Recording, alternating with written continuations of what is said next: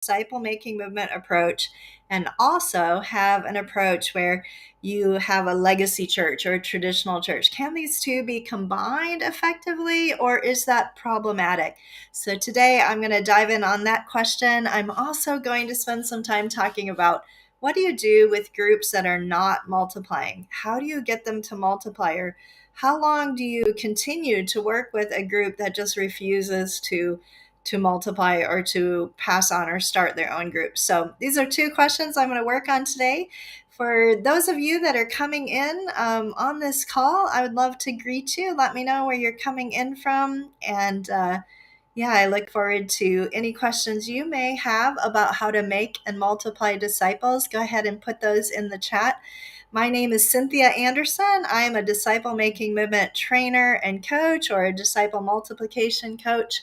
And I've been involved in disciple making and church planning for more than 30 years, mostly in Asia, though I'm actually born in Africa and grew up there and have experience globally. So I've been doing this for a while, making lots of mistakes, learning lots of lessons, and I don't have all the answers, but most likely I've faced whatever issue it is that you are facing, at least myself, or through somebody that I've been training and coaching and worked with on that issue. So if you have a question, please do go ahead and ask that. Or if you have a comment at any time about what I'm sharing, I would love to hear your comments as well. I see we have Malapu. Where are you coming in from, brother? Are you from India, or where are you joining from? Let me know. And others, as you come on, please let me know where you're joining from today.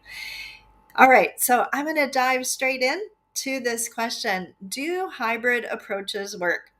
So this question came in from one of our trainees, and I thought that's a question that a lot of people have. Let me go ahead and spend a little time on that. So there's a great book written by a man named Roy Moran, who leads a disciple making movement organization called New Generations, and he's based out of Kansas City. He wrote a book called Hybrid Church. And so definitely he dives into that issue much more than what I can do in a short Q&A like this. So I wanted to right up front recommend Roy's book on that. But I thought maybe we could talk about some of the advantages and disadvantages to trying to combine a legacy church with a DMM approach, rather than starting something new that is more of a disciple-making movement approach from the beginning. And I know that many of those who take our courses are already pastors, especially those of you in Africa. You already have a small congregation that you're trying to motivate to be disciple makers. So this is really an important question for us to talk about.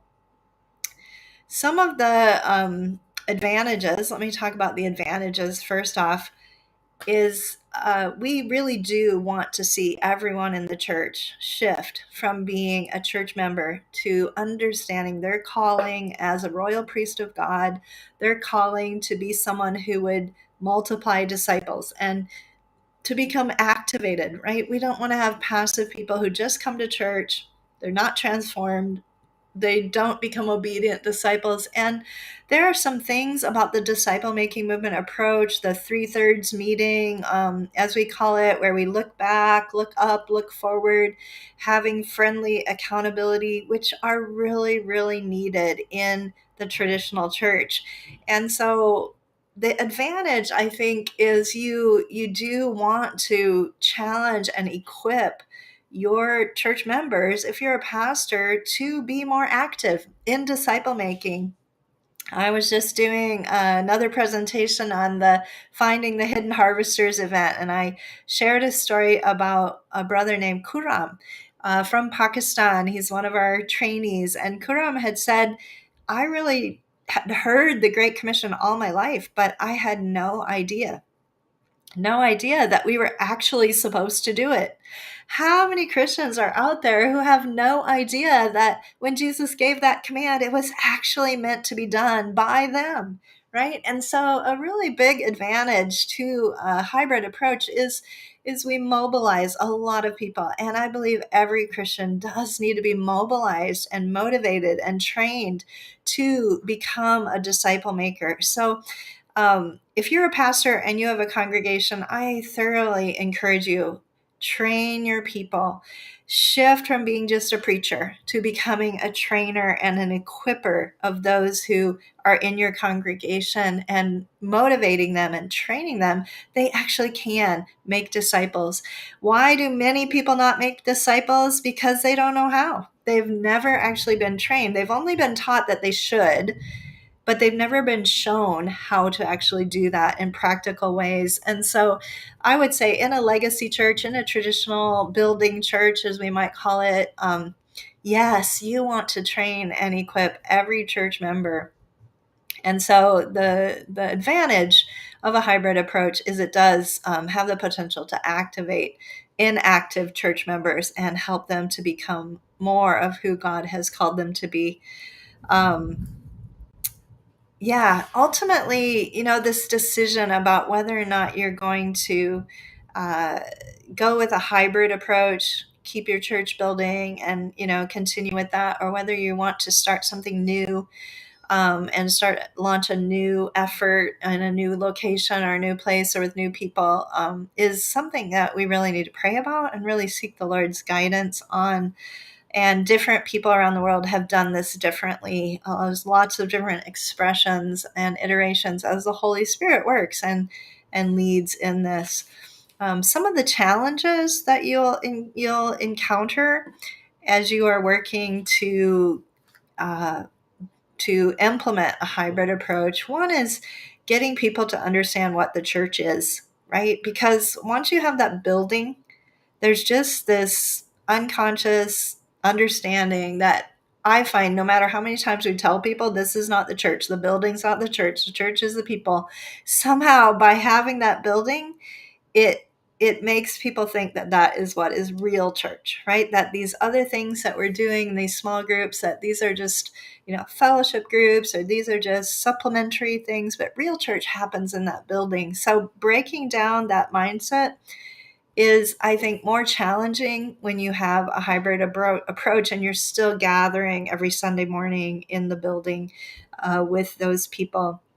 Another challenge that I've seen is it can be challenging to get the groups to multiply. And we're going to talk more about multiplication in a moment. But as long as people are still connecting primarily to a building church, often they will not really be able to give the time, and they won't really understand. So we find that those groups are kind of like small groups or fellowship groups.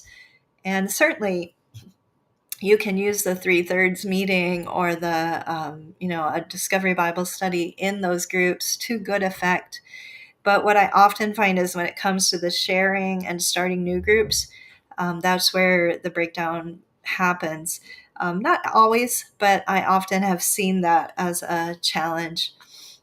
There is a church in Minnesota. I was recently talking with a man there who they have worked with a pastor who is really, really on board about disciple multiplication. And this is another key that I would just pass on to you is, if the pastor is not really on board to wanting to shift his whole congregation over to disciple multiplication and multiplying groups of disciples that will extend beyond the building, it's very difficult to do this to any real effect. And I would then encourage you, put your efforts outside and start something parallel, not in opposition or competition to the existing church, but parallel, and start something new. And especially focus on the lost. Don't focus on churched people who already attend churches, but focus on lost people. And then when they come to the Lord, start new groups among them and start something new, so that you can birth something new through that first person of peace, rather than bringing them into an existing congregation. Because once again, that mindset, oh, this is what real church is, whatever we're doing over here is supplementary, will somehow be present in their minds. And maybe this is why in some ways DMMs often work really well in places where there's persecution and there is no ability to have big public meetings and public churches. But that's not to say that we can't start DMMs in places where where there isn't as much persecution. But certainly that mindset shift and challenge is very real. Um, but like I was saying, this church in Minnesota, the pastor was really on board.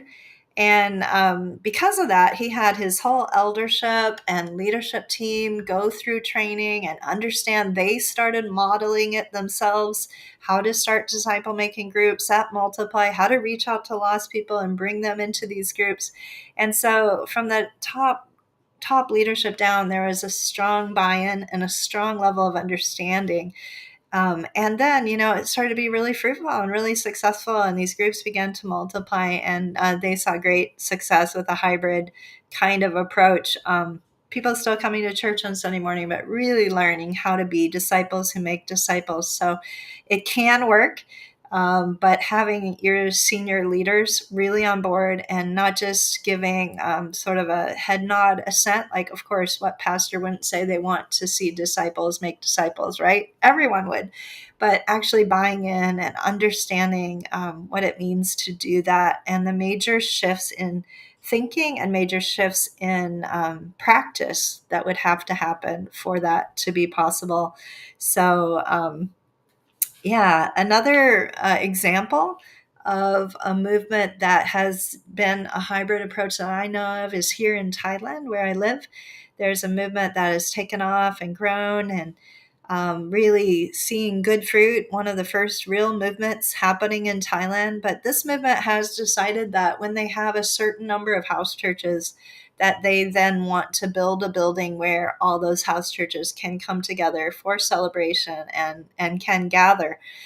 I have some concerns about that, to be honest. I'm not sure what the long-term implications of that will be on the movement, and whether or not it will actually stall the movement or slow it down, or whether it will be an accelerator. But I think somehow with the prominence of the temples and Watts here, they felt like having a gathering point where people can go and worship was important to them. Um, Again, I'm a little concerned about it because, again, it's so easy in people's minds, and that is what real church is, and whatever we're doing here is not the real church. And it sort of disempowers, the lay person or the royal priesthood, and it gives extra authority and power to those who stand up on that platform and who are the clergy, the professionals, and re-emphasizes that concept instead of emphasizing the priesthood of all believers. So that's some of my comments on whether or not hybrid approaches work. Again, I just want to say once more that it really is something to seek the Lord about and ask God's wisdom on. But certainly, we want to empower every believer, everyone who goes to a church, to become a disciple maker and to learn how to function as someone who makes and multiplies disciples, and doesn't just invite them to the church building, but actually invests their life in discipling those people. And we want to really raise that idea and that paradigm that this is what the Bible teaches. This is what Jesus intended when he sent us out in the Great Commission, that every disciple would make disciples, would baptize them, would train them, and teach them to obey Jesus' commands. And then those people that they had led to the Lord and discipled would begin to do the same in other areas and other places. So you want to do that in every church in every way you can. But I think the changes that are required for a legacy church to really honestly shift over to that are significant. And a lot of your people may not be ready or willing to take that kind of step. But if you find a few who are, and you can start something parallel to that and really invest in it, maybe in a new area, and instead of starting a new church plant, you start a new movement in a new area, and the church really supports that, and you release some people to go do that. I think that's more the kind of approach that I would say has a good chance of success. But that's not to say I couldn't be wrong on this. Again, grab Roy Moran's book on hybrid church and experiment and see how the Lord leads you. And again, if it's not working, do something different, learn and grow. And I know that God is going to lead you guys in this. Okay, I want to check if there's any feedback on that, any follow-up questions. I see some new people have joined. Hi, Brenda. Good to see you. And Prasanna, and Olusina, Jeffrey, good to have you here. You're so faithful in showing up at these. And yeah, if you have any follow-up questions or comments about what I just shared, please go ahead and feel free to share those. All right, let me jump into this next question that came up in a training I was doing in Nigeria. Some of you know I was just recently in Nigeria running on-site field training and follow-up coaching with some of our trainees there. And this question came up and I didn't have time to address it, so I promised the person who asked it I will talk about this on my next live Q&A, and that is, what do you do with groups that are not multiplying? So they had started a couple of different groups, and the groups were functioning fine, but there was no multiplication happening of the groups, and it was a concern to them. Anyone here who has experienced that? Yeah, let me know, okay? But how do you get those groups to begin to multiply? Well, the first thing that I would say is you need to cast vision regularly. In the 3-part meeting, the look back, look up, look forward, in the first section, the last thing that we always do in that section is to do vision casting. And what do I mean by vision casting? What I mean is you include some sort of little story, you highlight a scripture, you talk about the lost in your area, you do something every time you meet to recognize and highlight the needs of lost people and our call and our challenge. And the reason why we're gathering here is because God has called us to reach these people and make disciples among them. And God has challenged and called each one of you. And one day you will be starting your own new groups. And I'm expecting that to happen really quickly. We're here to be trained so we can be sent out, and we can also go and make disciples and start new groups. So you want to include that short, it doesn't have to be long, but just, 2 or 3 minutes, 5 minutes in that first part of every meeting where you're casting vision for the lost. Maybe you're sharing a story about a lost person that you met and the pain and grief they're facing, the brokenness of the world around us, and how much we need to go and engage with these people. Maybe you're having a prayer time for an unreached people group in your area and you're casting vision. How could God use us in this group to reach out to this unreached people group? But every time you meet, you vision cast. Okay, so that's one thing. And so don't skip vision casting, right? Yeah. The next thing that I would say that really helps with multiplication, if you're seeing that people are not multiplying, I would check on how are you doing on asking the question, who will you share with? And how are you doing at reporting on that at the beginning of your meeting, right? Are people sharing? If they're not sharing, why are they not sharing? One of the reasons that people don't share is if we don't actually practice the story enough so that they gain confidence that they can tell that story. So that could be one thing. Maybe you're just reading the scripture once or twice, but people are not actually getting comfortable enough with it to share it with someone else. So, especially if you are using a story from the Bible, actually spend a little more time, choose a short story or do the stories in parts, and make sure that they feel confident that everybody there in the group feels like they can share that story.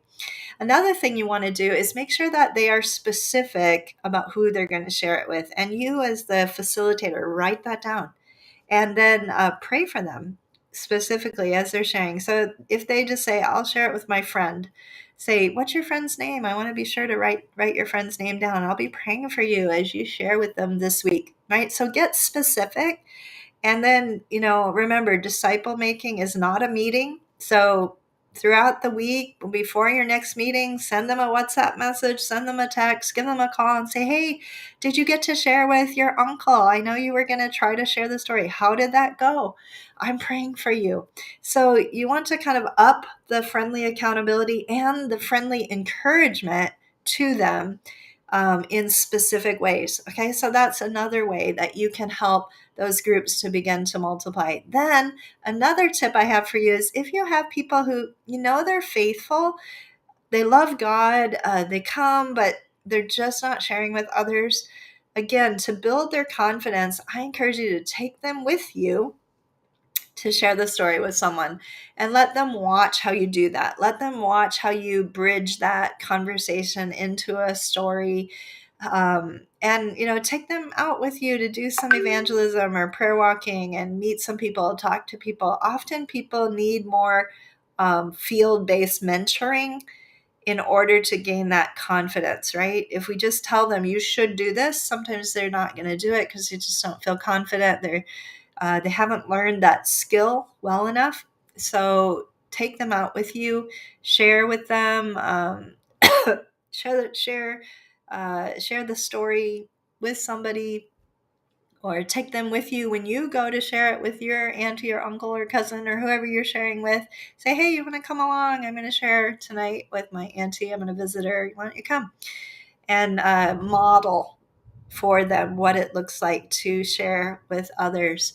And then the last thing I would say, if your groups aren't multiplying and the people in your group are not sharing, they're not multiplying, they're not starting new groups, is pray. Really pray for them. I would challenge you, are you praying daily for the people that are in that group and that you're training? Are you really praying for them that God would really give them that confidence, that God would give them the boldness they need this week to actually share with others? And prayer is huge. If we want to see movements, we have to be people of prayer who pray specifically for the people that we train and for the people who are lost around us. And specific prayer into this issue can make a huge difference. So I'd encourage you in that. And then lastly, if you have a group that is filled with disobedient people, you've done all these things that I talked about, and they just don't want to obey what the word is, and they're not passing it on. I would then discontinue the group in a gentle way, in a loving way, but I would move on. And I would say, well, it's been great that we've been able to meet. We're going to meet 2 more times and kind of wrap things up. But thank you so much. It's been wonderful to have this time with you. And I would discontinue and close the group. And I would look for a person of peace in a new area, invest the time you're giving to the group into evangelism, see gospel sowing, find new persons of peace, and start a new group with someone new and with their oikos, and believe that God's going to give you some obedient disciples, people who really understand. A lot of times we're starting groups with existing believers who are already so conditioned, from years and years of just being a church member. And because of that, it's not easy to get them to transition into being disciple makers. So that's my input on that question. I hope that's helpful to you. And I will be back here next week at the same time. If you have questions or issues, frustrations, blockages, things that you're hitting up against as you are attempting to make disciples and multiply disciples, put those in the chat. My staff will take note of that, and I'll be sure to address your question next week. God bless you guys. Have a wonderful weekend. Go out and make and multiply disciples in your area. God is with you, and God bless. Bye for now.